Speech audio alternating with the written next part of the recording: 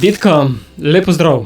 Zdravo, lepo zdrav. Kot berem, 10 let sodelovanja s Ferijem Lajščkom obeležuješ. Res je, še sama težko verjamem, kako hitro je minilo, ampak ja, 10 okroglih let je okoli. Je temu posvečena tudi koncertna turneja, ki jo pripravljaš? Res je, drži. Nekako smo sklenili, da je 10. obletnica nekaj posebnega in da moramo nekaj posebnega pripraviti za moje poslušalce, za Ferijeve bralce. In tako smo se odločili, da torej to jesen in zimo organiziramo turnejo glasbeno-literarnih večerov, posvečenih, bom rekla, najlepši ljubezenski poeziji Ferija Lajščka. In katera je bila vajina prva skladba? Najna prva pesem skupna je bila Ne bodi kot drugi, pesem, ki se mi zdi, da je skozi vsa ta leta še vedno aktualna, ki se je res zasidrala v srca mnogih ljudi in Ne bodi kot drugi, prav zato tudi v mojem srcu ima posebno mesto, zanjo bom vedno hvaležna in definitivno ne bo manjkala tudi na teh koncertih turneje.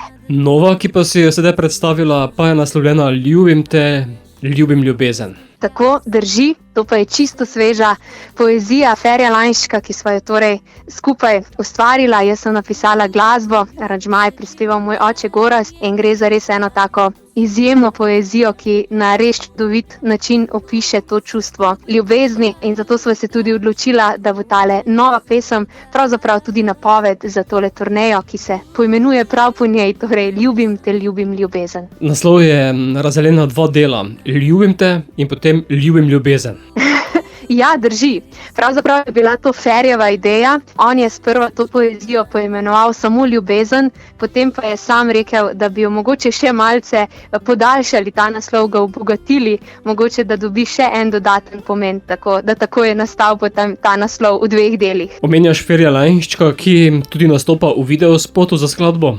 Ja, drži. Zelo sem vesela, da se je Feri odzval mojemu povabilu, da torej z mano nastopi v videospotu za to pesem. Namreč, ko sem razmišljala o ideji sami, o zgodbi, pesem sem takoj videla Ferija in ideja je bila ta, da pravzaprav s Ferijem v tej videospotu skupaj napiševa to pesem po navdihu prispelih fotografij najinih poslušalcev in bralcev. So se odzvali na tvoje povabilo? So se, zelo sem bila zadovoljna na odziv, veliko fotografij je prispelo, krasnih fotografij z odrazom ljubezni in te fotografije smo pravzaprav vse vključili v ta videospot na en tak subtilen, lep način in so definitivno rdeča nit te zgodbe. Letos, kot praviš, 10 let sodelovanja in koncertna turneja, kaj pa pripravljaš za prihodnje leto, ko imaš 15 let glasbenega ustvarjanja? Ja, tako. Prihodnje leto pa že 15 let moje profesionalne glasbene poti. Za prihodnje leto pa zopet pripravljam nekaj čisto posebnega in to bo moj prvi avtorski album, ki bo povsem v angleškem jeziku. Namreč v teh 15 letih sem napisala res zelo veliko avtorskih pesmi v angleščini, pa nekako nikoli ni bilo dovolj časa ali prave priložnosti, da bi jih tudi studijsko posnela. V tem letu pa aktivno delam na tem albumu in torej ob 15. obletnici bo izšel tudi ta moj, lahko rečem, res projekt z dušo in se veselim, da ga predstavim tudi seveda na koncertih, ki bodo sledili v prihodnjem letu. Bo pa sedaj v etru tvoja ta sveža skladba, zato Ditka, pošlji nam nekaj koščkov ljubezni. Pošiljam veliko ljubezni v vaše kraje in upam, da se srečamo tudi na kakšnem koncertu.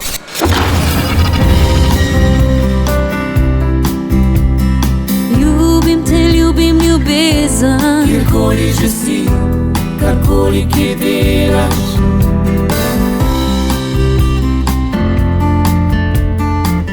Hi, sem Ditka, poslušate oddajo Radioaktivno.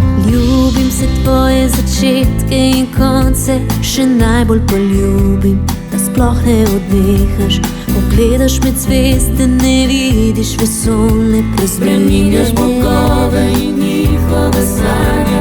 Ob tebi še revne so duše, te polne topline.